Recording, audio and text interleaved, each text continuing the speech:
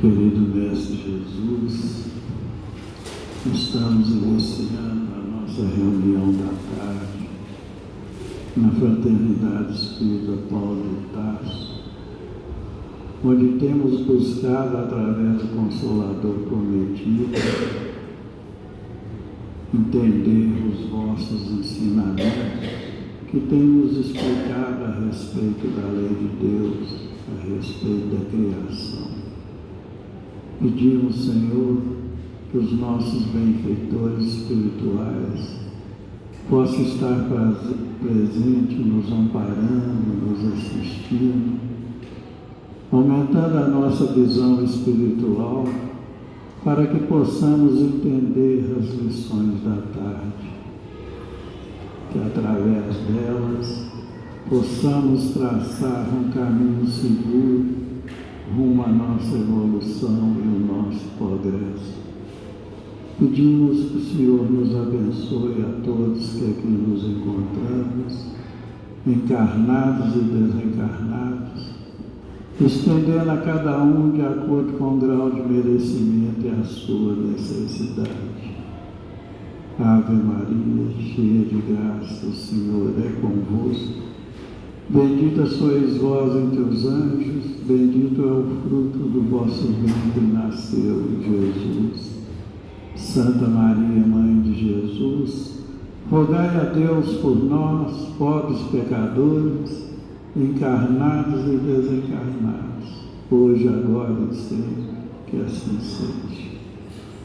E em nome de Deus, nosso Pai, de Jesus, nosso bom e amado Mestre, e de Paulo de Tarso, patrono de nossa casa, de oração, estudo e trabalho, estamos pedindo permissão para iniciarmos os estudos evangélicos da tarde, na santa e bendita paz do Senhor, que assim seja. Meus irmãos, essa tarde, por nossos estudos, as nossas reflexões, nós temos o capítulo 8º do Evangelho segundo o Espiritismo, que tem o título de Bem-aventurados que têm puro coração. E os nossos estudos se referem ao item 5, que tem o subtítulo de Pecado por Pensamentos, adultério. São dos registros de São Mateus, em que Jesus nos adverte. Aprendeste que foi dito aos antigos: não cometereis adultério. Eu, porém, vos digo que aquele que houver olhado para uma mulher com mau desejo para com ela, já em seu coração cometeu adultério para com ela. São Mateus capítulo 5, versos 27 e 28. Que a paz de Jesus seja em nossos corações. Meus irmãos, a lição que estudamos é uma lição em que Jesus comenta e amplia o 6º mandamento da lei de Deus: não cometereis adultério. Quando ele nos ensina: aprendeste que foi dito aos antigos: não cometereis adultério. Eu, porém, vos digo que aquele que houver olhado para uma mulher com mau desejo para com ela, já em seu coração cometeu adultério para com ela. Ou seja, Jesus deixa claro nos registros de São Mateus que o adultério não está restrito apenas à traição de um casal, mas num sentido bem mais amplo. Na verdade, ele estende e amplia o adultério como todo pensamento mau, contrário à lei divina, e toda atitude que vai contra essa lei criada por Deus. Isso porque, quando nós temos qualquer tipo de mau pensamento, estamos adulterando a lei divina. estamos errando perante Deus, porque aquele que tem puro coração nem sequer pensa no mal. Foi isso que Jesus quis dizer. Ele condena o pecado, mesmo por pensamento, porque é sinal de impureza. Vemos também que é um ensinamento que nos mostra as três revelações divinas se completando entre si. Como primeira revelação divina, Moisés, nos 10 mandamentos, deixou como princípio moral proibindo o adultério e o desejo para com a mulher do próximo. Jesus, como segunda revelação divina, amplia essa revelação dos 10 mandamentos e estende essa proibição ao pensamento. Como ele não podia explicar de forma mais clara o que ele queria dizer, pois nós, na época, não estávamos preparados para um conhecimento mais amplo das suas palavras, pois nós ainda éramos, naquela época, muito apegados a tradições dos antigos, apegados ao Velho Testamento. Ele então deixou o Consolador prometido, a doutrina espírita, que viesse mais tarde, através dos espíritos superiores, nos explicar o que ele quis nos dizer naquela época. E o Espiritismo, como Consolador prometido por Jesus, vem hoje nos esclarecer a respeito da força do pensamento. A doutrina espírita nos explica que, se formos analisar todos os nossos atos e ações, nós veremos que todos são frutos dos nossos sentimentos ligados ao pensamento. Isso porque, quando uma ação é criada, ela nasce no coração, que é o órgão do sentimento. E com a ação criada pelo sentimento, aquilo que foi criado é enviado ao nosso pensamento para ser executado. É assim que o pensamento passa a ter vida. Isso Allan Kardec nos explica no livro A Gênese, nos falando do fluido universal. O fluido universal é também chamado de veículo do pensamento.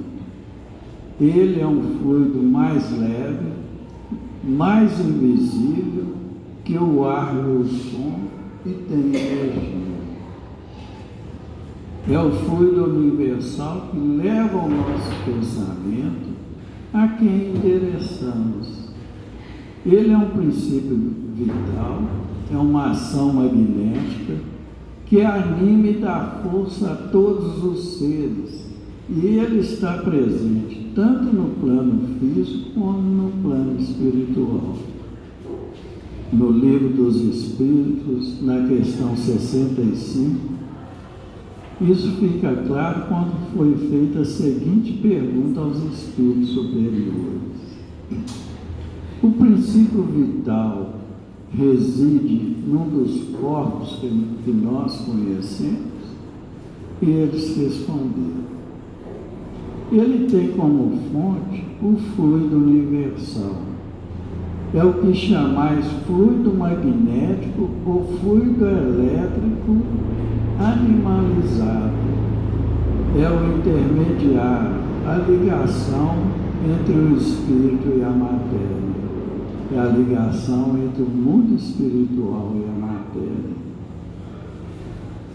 E nos explicando com detalhes a força do pensamento, no livro A Gênese, Allan Kardec nos fala ainda sobre a fotografia do pensamento, para nos mostrar que o pensamento tem vida.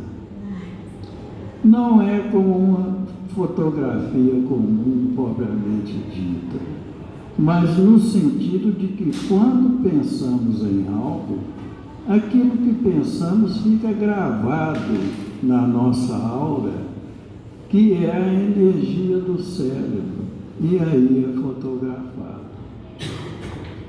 É isso que gera uma grande responsabilidade para todos nós, pois através do nosso pensamento e da irradiação da nossa aura, nós influenciamos mutuamente e fazemos sintonia com aqueles que pensam como nós, principalmente os que estão no plano espiritual, permitindo que eles também atuem sobre nós, pois é nessa hora que atraímos que querem nos prejudicar.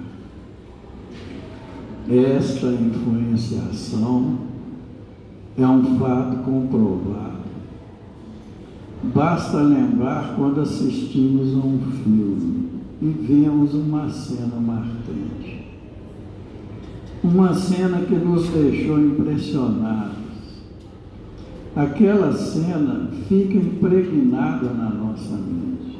E quando vamos dormir, ela custa se apagar. A cena fica tão presa na nossa mente que, em muitos casos, sonhamos com aquilo que nos impressionou. André Luiz, no livro Mecanismos da Mediunidade, relata inclusive um caso de adultério que nos ajuda a entender essa influenciação. André Luiz nos conta que um marido estava tendo um caso extraconjugal e em certo momento ele começou a pensar naquela com quem ele estava se relacionando. Desde quando ele começou o relacionamento, a imagem daquela mulher começou a se projetar na sua mente. André Luiz, que se encontrava, e quem se encontrava com ele no plano espiritual, acompanhando aquele casal, percebiam também claramente a imagem. Eles também, lá onde eles se encontravam, eles viram a imagem da mulher. Isso porque, provavelmente, a mulher com quem o marido se relacionava também estava pensando nele e fez assim uma sintonia entre os dois. Mas essa influenciação começa também a atingir a esposa, porque ela descobriu o caso do marido e começa a reclamar nas suas saídas. Depois de uma forte discussão entre os dois, ele sai. E quando ele sai, a imagem da outra mulher continua no ambiente a atormentar a mente da esposa, porque a esposa continuava pensando naquela outra mulher. Percebemos através desse exemplo a questão fundamental de sintonia que está presente nas questões do pensamento e estão na base de todos os fenômenos obsessivos e mediúnicos. Isso nos mostra que o pensamento tem vida, tem energia, e como somos influenciados pelos espíritos e mesmo por pessoas encarnadas. Tem um ditado popular que nos diz: me dizes o que pensas e eu te direi com quem andas. Ou seja, nos mostrando que nós precisamos aprender a vigiar o que nós pensamos.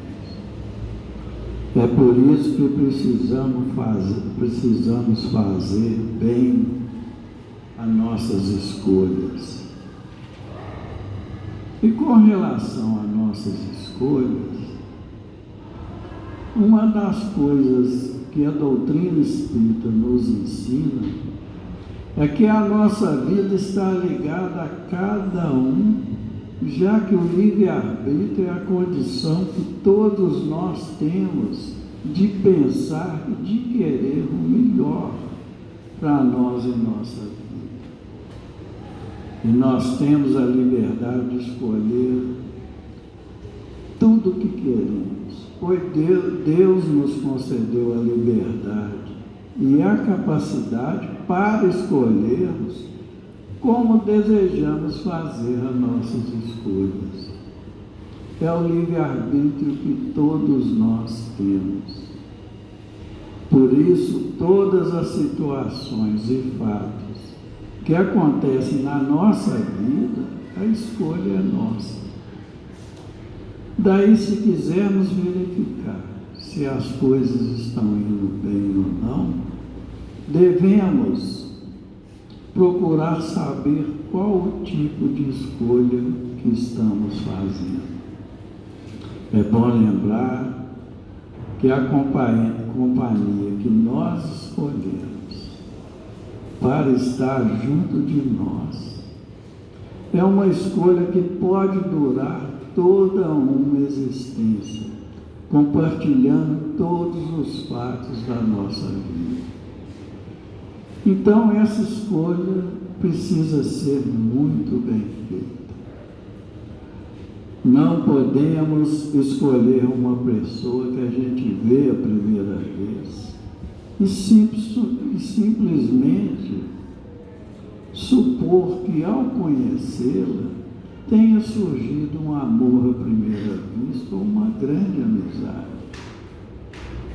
Nós precisamos ter muito cuidado, pois a vida nos responderá de acordo com os nossos desejos. Foi Jesus que estabeleceu isso. A sementeira é nossa e a colheita também será obrigatória de acordo com a nossa escolha. Por isso, Ele nos ensinou e aconselhou a orar e vigiar. Liberdade com Jesus é a opção certa. Ele não nos proíbe de divertir, de praticar esportes, de namorar, de casar, de formar uma família, de optar por nossas profissões, e tudo isso fruto de nossas escolhas, fruto dos nossos desejos, fruto do nosso pensamento. Então, se quisermos fazer a escolha certa, somente através de Jesus conseguiremos fazer escolhas positivas e certas para vivermos em paz. Daí a nossa necessidade de orar e vigiar para não cairmos em novas tentações e escolhas erradas. Se deixarmos Jesus nos aconselhar na nossa escolha, ela será uma escolha bem feita. Jesus não disse que iria mandar para a humanidade outro Consolador? Pois bem, Ele está entre nós na forma de uma doutrina, a doutrina espírita, que além de nos consolar, está no mundo nos instruindo, a fim de conhecermos os objetivos da criação. É esse esclarecimento que nos leva à paz de consciência. Essa paz é produto da maturidade da nossa alma. E como exemplo para nos mostrar o quanto somos esclarecidos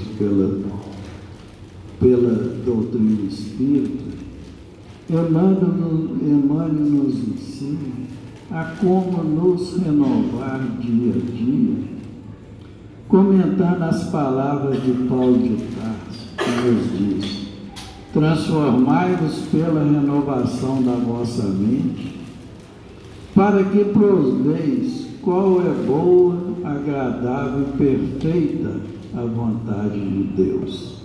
Romanos 12, 2. Emmanuel, comentando esse ensinamento, nos esclarece que não adianta a transformação aparente da nossa personalidade na feição exterior, ou seja, a nossa transformação somente na aparência, que mais títulos, mais recursos financeiros, mais possibilidades de conforto e maiores considerações sociais podem ser simples agravos de responsabilidade. E ele nos pede na lição para renovarmos por dentro. E nos fala que é preciso avançar no conhecimento superior, ainda mesmo que a marcha nos custe suor e lágrimas. Aceitar os problemas do mundo e superá-los, a força do nosso trabalho e de nossa serenidade, é a forma justa da aquisição de discernimento. Emmanuel nos pede na lição para levar a nossa vida com paciência, trabalhando, servindo, por ser essa forma para compreendermos as situações da vida.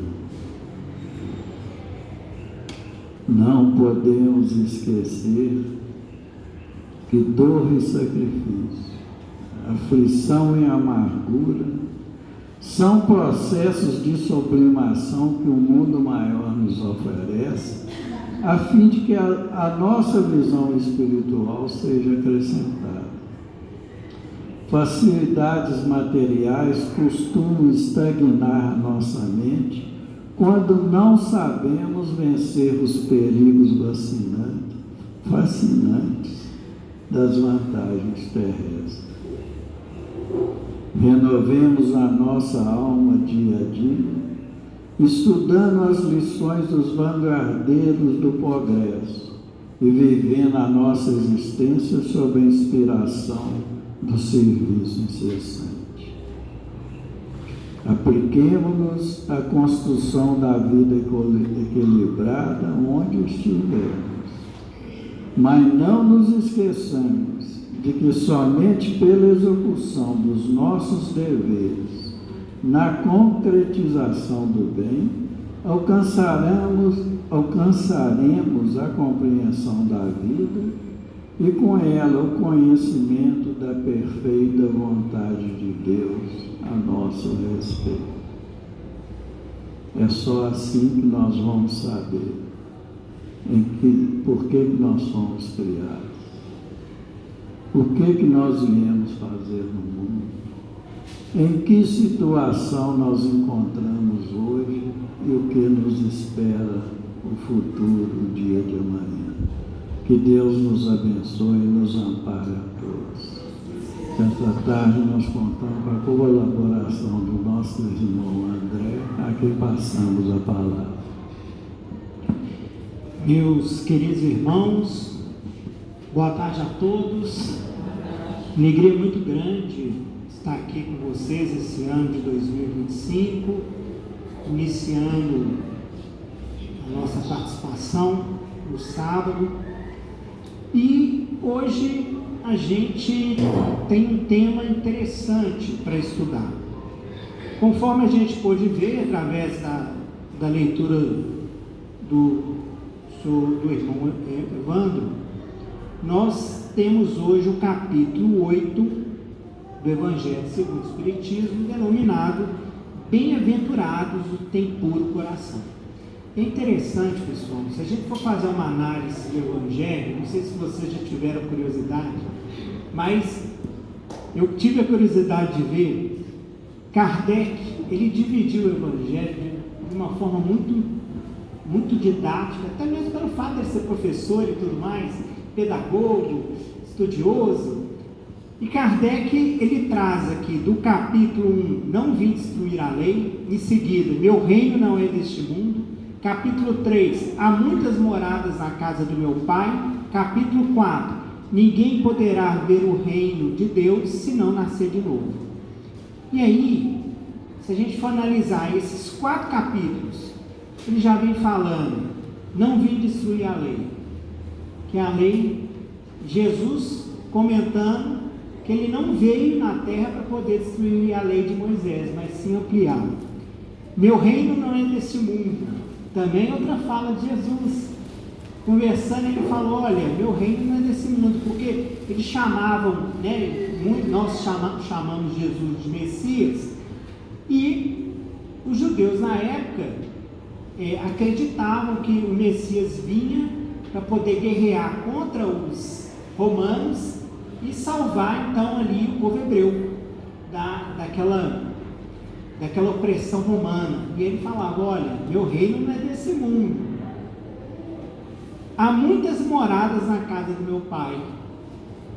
Olha, não somos sozinhos, a Terra não é o único planeta, existem também o mundo espiritual, e ninguém poderá ver ao reino de Deus se não nascer de novo, trazendo aí a informação da reencarnação.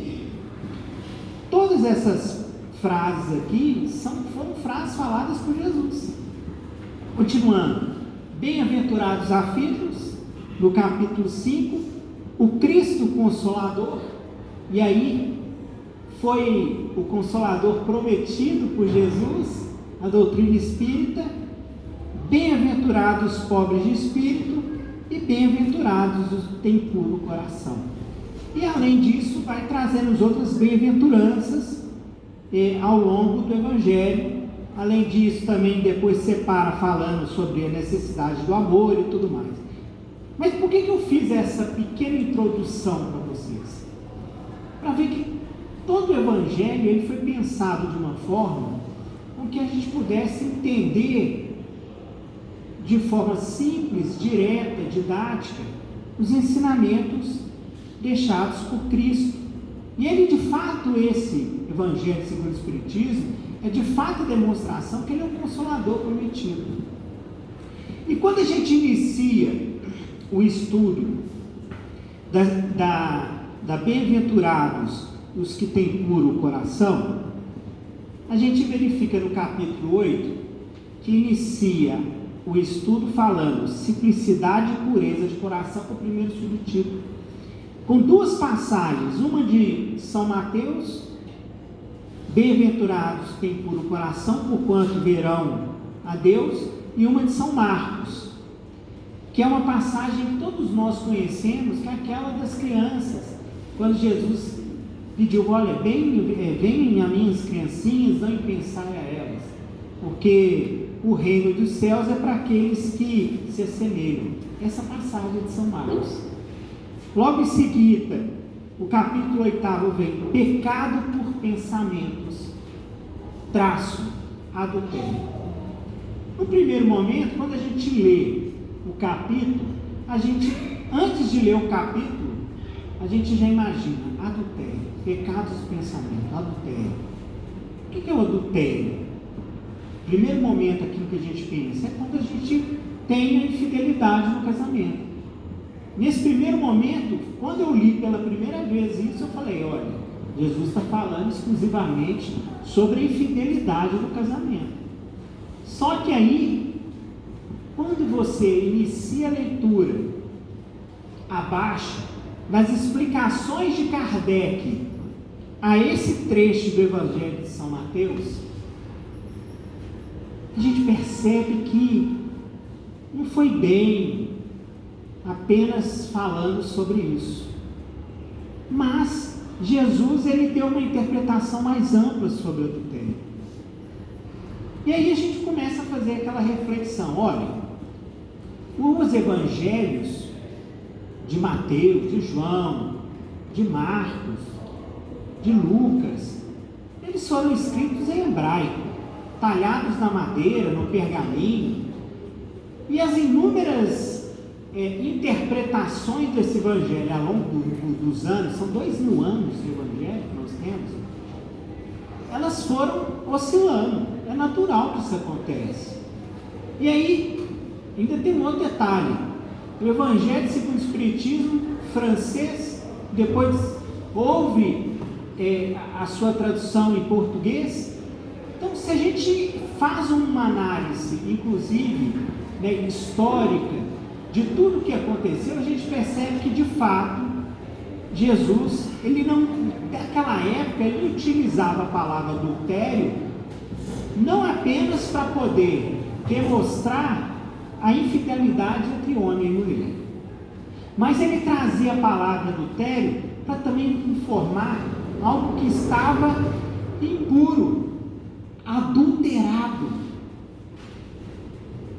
Se a gente for pensar nisso, vamos utilizar aqui como parâmetro uma água. A água, quando ela está límpida, ela está cristalina. E aí é que dá aquela impressão de pureza, não é isso? Da mesma forma, como ela está turva, ela dá aquela intenção, aquela sensação de impureza, de sujeira. O nosso pensamento, as nossas ações, elas também vão ter esse mesmo significado. E quando nós iniciamos qualquer tipo de ação, quando realizamos qualquer tipo de ato, seja bom ou seja ruim, antes da ação, houve o planejamento. E como que ocorre esse planejamento? Por meio do pensamento. Nós pensamos antes de agir muitas vezes. Nós criamos, mentalizamos e agimos. É assim que funciona a nossa vida. Quando nós vamos realizar qualquer ação, independente de qual ação que nós realizamos, nós pensamos antes como fazer, o que fazer, a forma como fazer, pode ser instantâneo. Muitas vezes não pensamos as consequências, mas pensamos a ação para poder agir.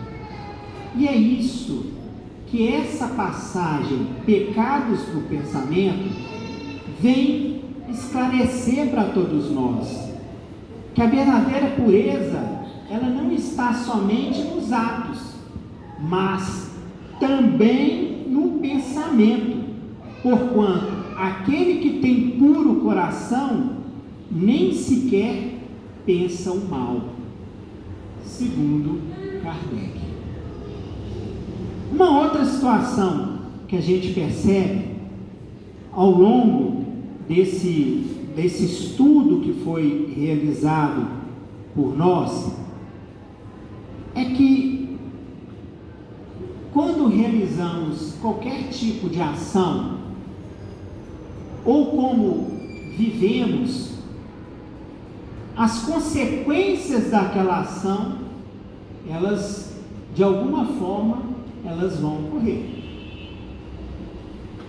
Da mesma forma, fazendo essa mesma reflexão em relação ao pensamento, a partir do momento em que pensamos algo muito forte, acreditamos firmemente em uma determinada questão ou numa determinada ação, aquilo ali acaba acontecendo. E a explicação do Espiritismo é muito simples para isso, que o pensamento é matéria, é fluido, e a partir do momento em que a gente pensa, muitas vezes vai acontecer. Então é importante medir aquilo que a gente pensa. Emmanuel, no livro Pensamento e Vida, que foi psicografado por Chico Xavier, no prefácio do livro Pensamento e Vida, ele traz uma frase que fez eu refletir ainda mais sobre essa lição de hoje. Pensamento e vida, chamamos-nos do mundo espiritual e sob a mesma designação oferecemos-no aos nossos irmãos de luta.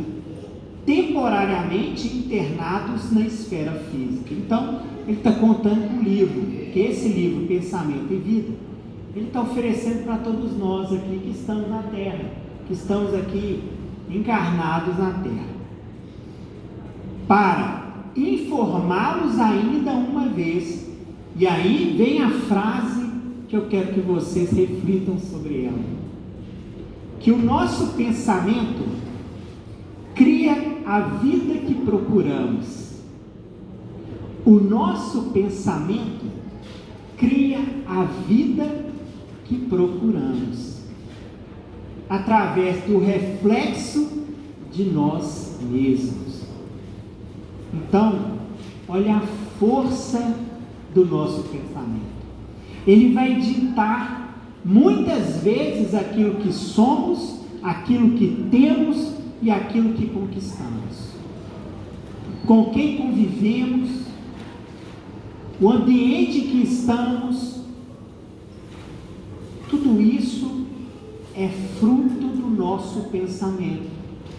A partir do momento em que nós agimos e entramos em sintonia com aqueles que querem verdadeiramente o nosso bem, o nosso sucesso, o nosso progresso, a nossa felicidade,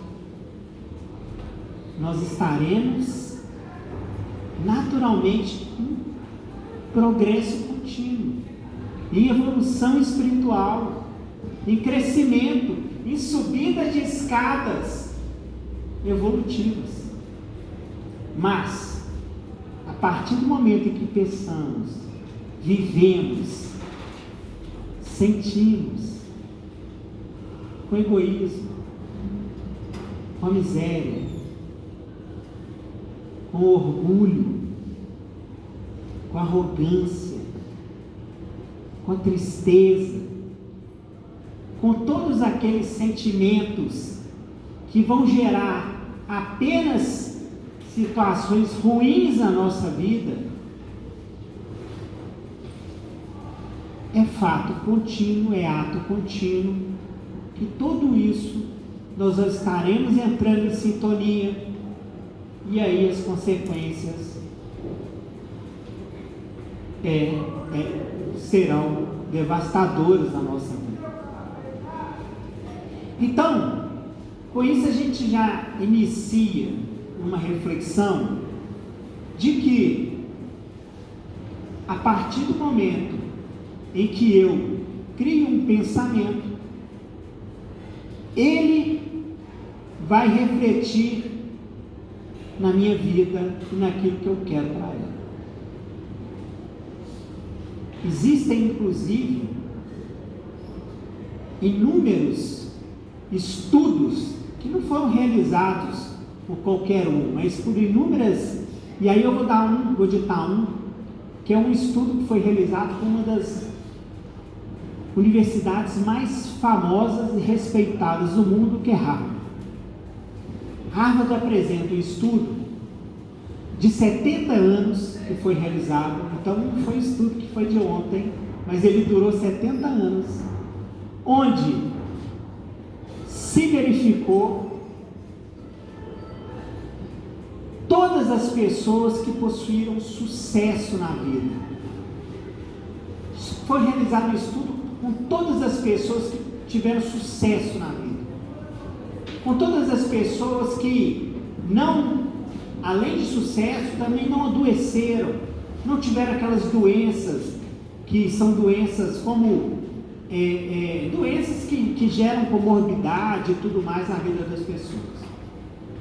De todas as pessoas que foram estudadas, realizadas esse estudo, um sentimento ficou marcado, em que todas as pessoas que tiveram sucesso na vida foram pessoas que desenvolveram a gratidão no seu coração.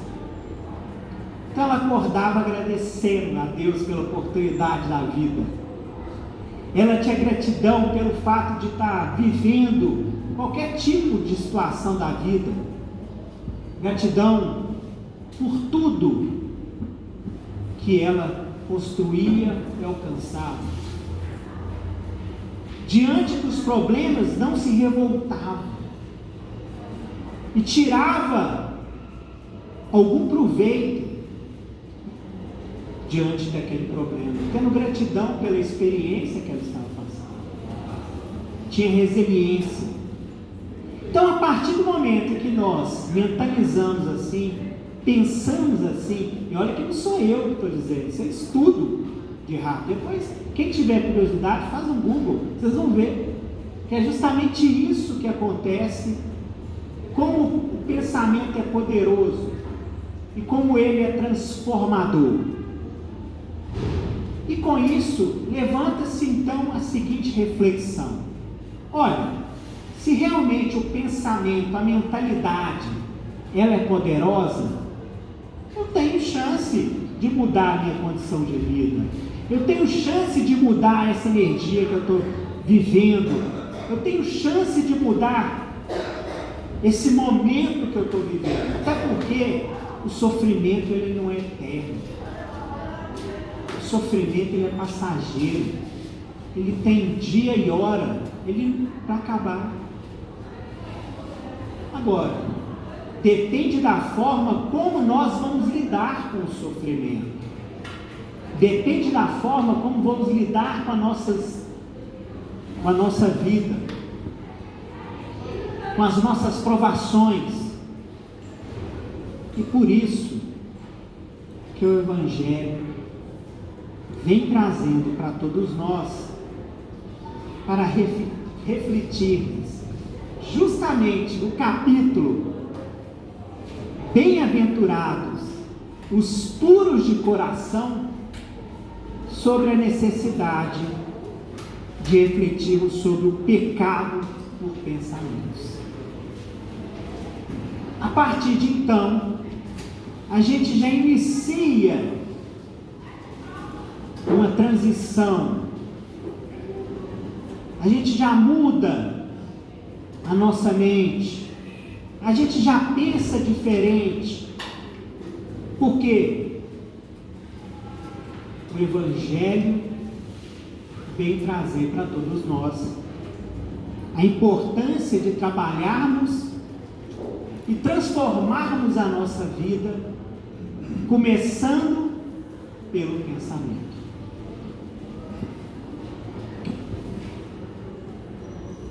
E aí, não longe disso, a doutrina espírita, através das inúmeras obras psicografadas por Chico, vem mostrando, em algumas das suas obras, como o pensamento, sem dúvida, ele vai refletir na nossa existência aqui na Terra.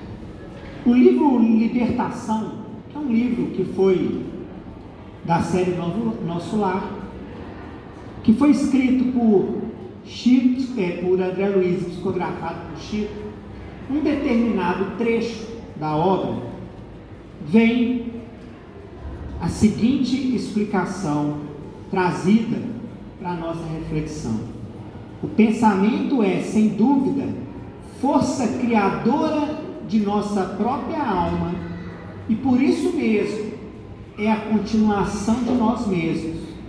Através dele, atuamos no meio em que vivemos e agimos, estabelecendo o padrão de nossa influência no bem ou do mal. Pessoal, isso é demonstração que o Evangelho, onde a gente tem a parte que fala que as causas aflitivas atuais de cada um de nós são causadas por nós mesmos. Então, a partir do momento em que a gente não pode ficar acusando os outros diante dos nossos erros. Nós temos que verificar que muitas vezes esse sofrimento que nós estamos vivendo hoje, ele foi causado por cada um de nós.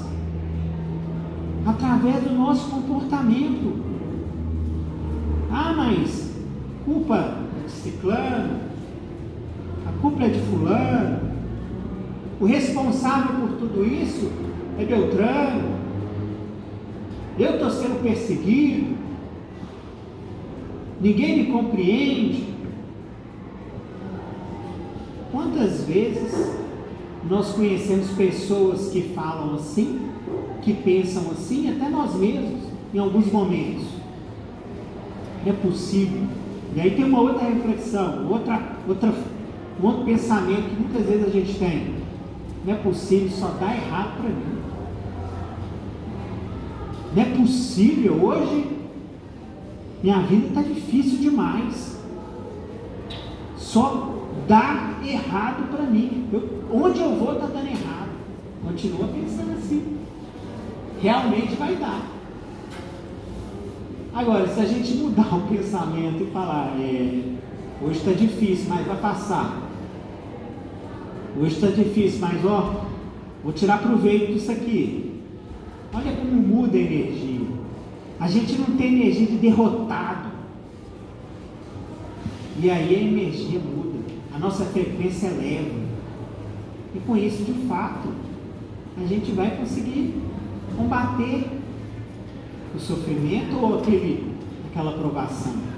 E não é à toa que nesses momentos, o que a gente faz para poder modificar a nossa frequência? A oração. É a hora que a gente conversa com Deus, pelo pensamento, ou muitas vezes até falando, conversando, meu Pai, me ajuda. E socorre nesse momento de sofrimento, de tristeza, de desespero. Vocês já perceberam que depois que a gente pensa ou fala assim, é como se fosse instantâneo. A gente adquire um ânimo, vai dar certo. E sai para combater as lutas do dia. Então, olha a importância que essa lição ela vai ter na nossa vida. E a energia que as palavras e o pensamento têm, eles podem contagiar o outro. Vocês já perceberam quando você está em um determinado local de trabalho, está todo mundo envolvido, todo mundo querendo dar o melhor, está todo mundo querendo fazer o melhor, as dificuldades elas não parecem tão difíceis como elas são. Por quê? Porque está todo mundo, cria-se aquele ciclo virtuoso, está todo mundo ali mentalizando para resolver a situação e conseguir passar o dia de uma forma feliz. Aí de repente, quando a gente entra num ambiente de trabalho, ou qualquer outro tipo de ambiente, que a gente vê aquelas pessoas só reclamando, aquelas pessoas só falando mal, queixando de uma coisa, queixando de outra, colocando defeito no outro, a gente acaba sintonizando com aquilo e achando aquilo natural. E aí a gente acaba levando isso para casa, contagiando outras pessoas, se a gente não está o quê? Vacinado contra esse tipo de pensamento. Com o intuito de ilustrar a lição de hoje, eu trouxe uma lição que eu entendo como uma lição bem interessante do livro Alvorada Cristã. Essa lição é a lição 12. O livro Alvorada Cristã é um livro que foi escrito por Ney Lúcio, psicografado por Chico Xavier. E ele tem várias histórias super interessantes que vão gerar um fundo, uma reflexão bem legal para cada um, que vão ser exemplos, porque são lições do dia a dia, são palpáveis, acessíveis, e remetem a gente ao nosso dia a dia. E essa lição, a arma infalível, ela é uma dessas lições que vão remeter ao nosso dia a dia. Certo dia, um homem revoltado criou um poderoso e longo pensamento de ódio. colocou numa carta rude e mal criada e mandou-a para o chefe da oficina de que fora despedido. O pensamento foi vazado em forma de ameaças cruéis. E quando o diretor do serviço leu as frases ingratas que o expressava, acolheu desprevenidamente no próprio coração e tornou-se furioso, sem saber porquê. Olha a energia do pensamento contaminando.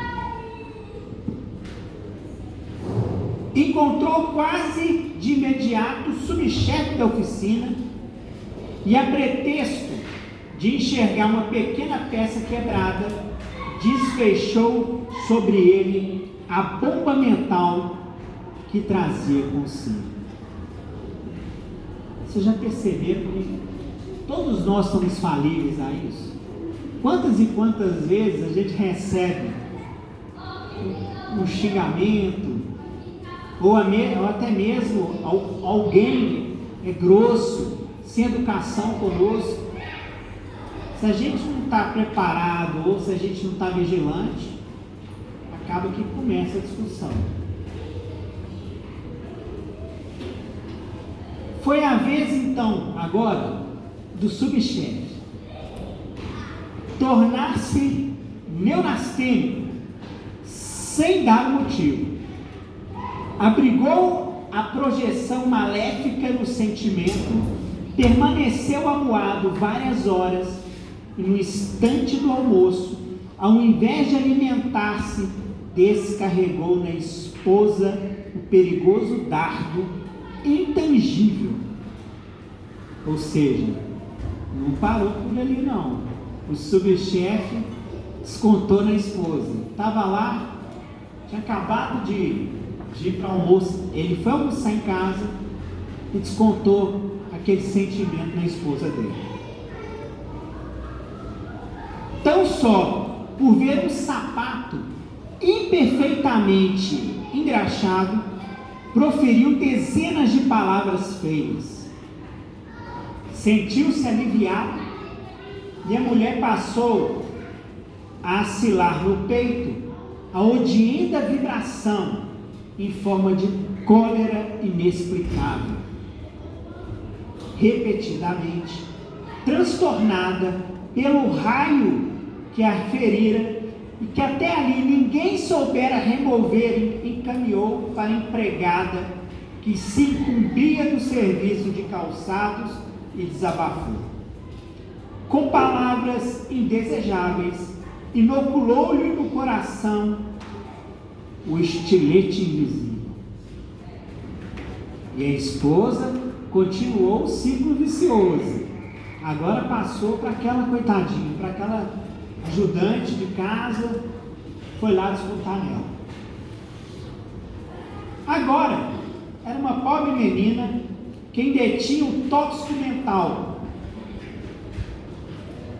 não podendo despejá-lo nos pratos e xícaras ao alcance de suas mãos, em vista do enorme débito em dinheiro que seria compelida a aceitar, acercou-se de velho cão dorminhoco e paciente e transferiu-lhe o veneno imponderável no pontapé de largas proporções. E agora, coitadinho, o cachorro acabou também apanhando por conta de uma situação que ele não tem nem culpa, estava ali dormindo.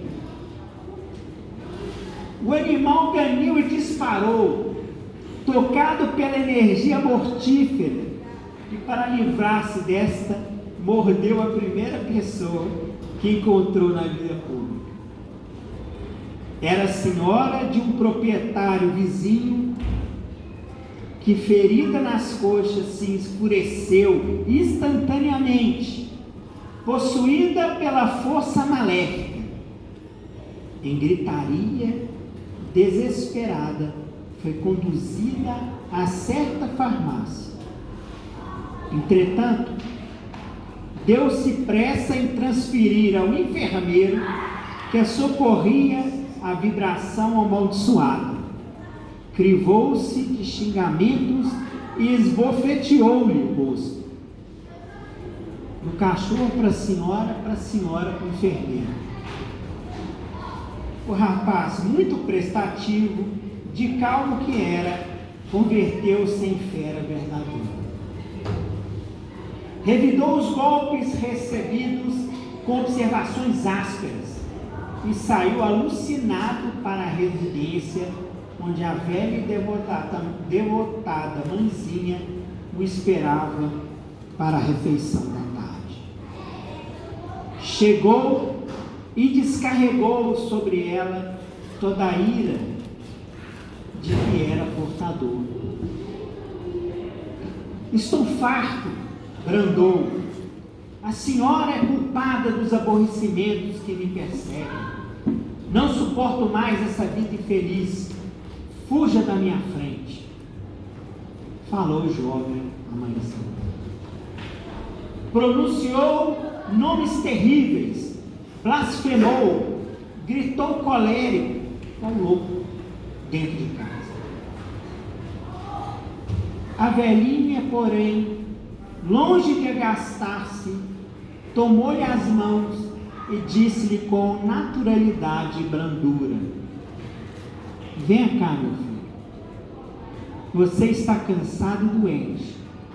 Sei a extensão de seus sacrifícios por mim e reconheço que tem razão para lamentar-se.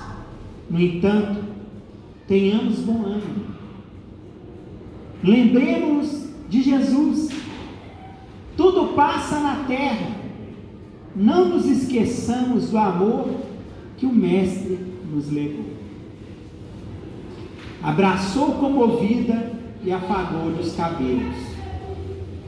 O filho demorou-se a contemplar seus olhos serenos e reconheceu que havia no carinho materno tanto perdão e tanto entendimento que começou a chorar, pedindo-nos desculpas. Houve então, entre os dois, uma explosão de íntimas alegrias. Jantaram felizes e oraram em sinal de reconhecimento a Deus. A projeção destrutiva do ódio morrera final, ali, dentro do lar humilde, diante da força infalível e sublime do amor. Então, meus irmãos, aqui, Ney Lúcio apresenta para todos nós a arma infalível para lutar contra os maus pensamentos, para a gente lutar contra o pecado dos pensamentos, para a gente poder transformar a nossa vida e quem sabe tentar purificar a nossa alma, pelo menos um pouquinho, para que a gente consiga então realizar aquela sonhada reforma íntima que todos nós pretendemos quando planejamos lá no mundo espiritual, no momento em que nós tivemos autorização de reencarnar aqui na Terra. Dentro de tudo isso que foi apresentado para todos nós, uma coisa que ficou marcada e que a gente tem a certeza absoluta é que Jesus é o caminho, a verdade e a vida. Sem Ele, a nossa vida seria muito mais difícil. Que Deus nos ampare, nos proteja e continue sempre nos iluminando e nos intuindo. Boa tarde a todos. Meus irmãos, terminados os comentários da tarde sobre o ensinamento de hoje, Vamos agradecer a Deus, a Jesus, esses momentos de paz e reflexão, pedindo ao nosso irmão Leal que nos faça a prece.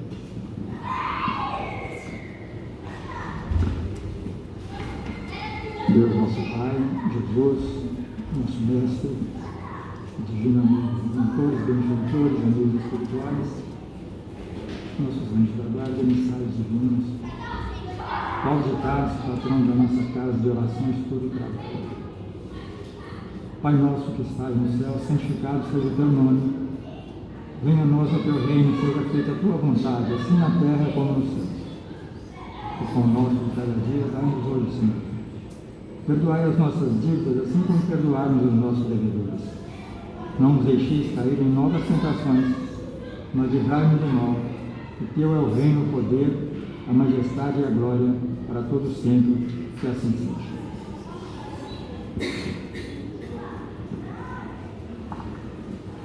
E com essa prece nós estamos encerrando a reunião da tarde, na santa e bendita paz do Senhor, que assim seja.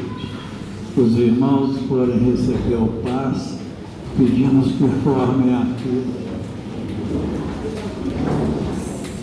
Vai ter médico, quem for receber as fichas, permaneça sentado.